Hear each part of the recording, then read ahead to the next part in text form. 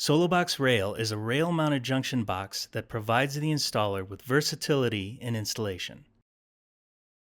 Aside from its ability to be installed anywhere along the length of a rail, it can be clamped to either the upslope or downslope sides. It is important to consider the weep holes and weep plugs when deciding on which orientation you choose. Weep holes are small openings at the bottom of the Solobox Rail structure that protect electrical terminations within the enclosure from condensation buildup by allowing moisture to drain. To work correctly, the weep holes at the downslope side must be left unobstructed, while the holes closer to the upslope side must be plugged. Which weep holes are plugged depends on which side of the rail Solobox Rail is installed.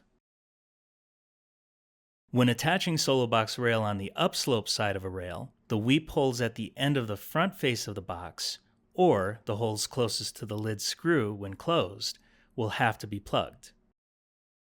When attaching to the downslope side of a rail, the weep holes closest to the box's hinge will need to be plugged.